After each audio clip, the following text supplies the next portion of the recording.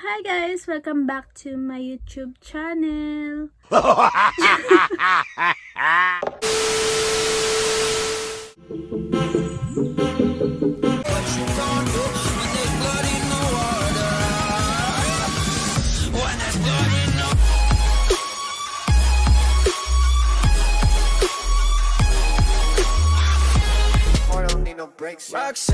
guys! Welcome back to my YouTube channel.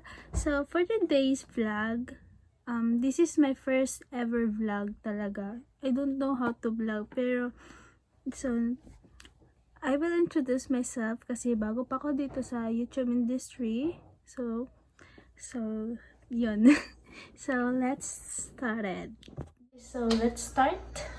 So for first question, hi Kim. Yung sabi niya sa akin, nakamove on ka na ba sa ex mo dati? Sabi ko, oo naman, nakamove on na ako. We need to let go naman talaga before ka mag-enter naman agad sa love. And then, ang pangit nun, kung love mo siya, kung hindi ka pa pala nakamove on, tapos bigla ka ulit na enter, ang pangit. So, yun. The second question, ano ba sa tingin mo, ano ang ma-achieve mo 10 years from now? So, for me, 10 years from now, siguro, syempre, I want business. So, yun naman talaga yung gusto ko mangyari sa buhay ko 10 years from now, na maglago siya. Ganun. So, to Sally. Hi, Cass. So, mato kong answer para sa iyo mo, ha? Si Nubia Fries, hi sa'yo. Sabi niya, ga-ML ka. Actually, wala ko ga-ML. Siguro dati, ga-ML ko. Kay, like, curious kayo ko sa kong self. Nga nung, ang uban adik kayo dito, no?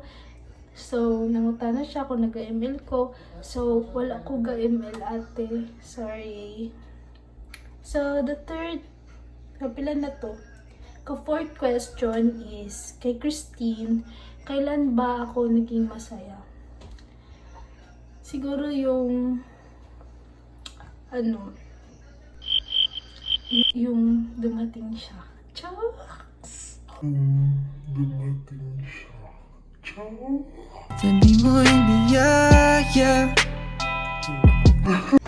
So, yung siguro yung yung dumating ako dito sa Japan. And then, nakasama ko yung parents ko, ganun. Yun, nakasama ko yung parents ko. Kasi yun, dun pa ako sa Pinas. Actually, dili hindi magkauban sa akong parents. Kakon yun, ako dahil. Kakon yun, ako dahil. So,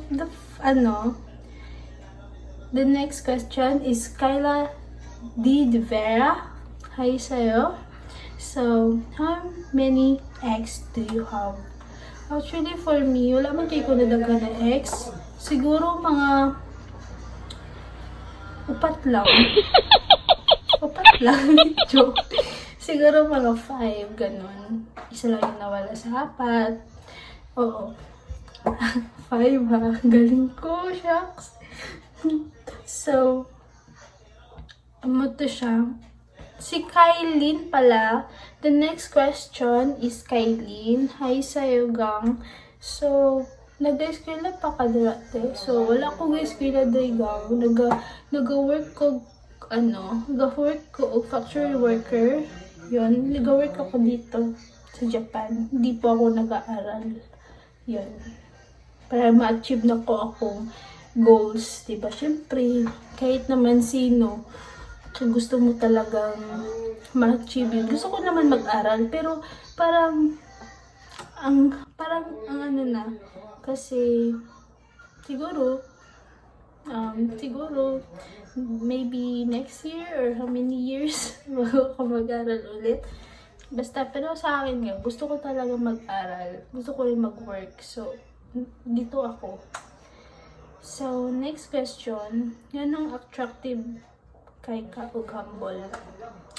Actually, this question for Sarah Mewa. Hi sa'yo. Hi par. So, ari man good siya. Anong attractive ko? Og. nganong humble ko, dili man gid ko attractive, dili pud ko humble, kay sa tinuod lang, tinuod akong ginaingon, dili man ko gwapa, di ko bright, pero I'm not, tinuod lang, abot ka sa ubang tao, kung anong, sa ubang tao, nganong makaingon sa attractive sa ko, actually, dili ko attractive, dili ko humble.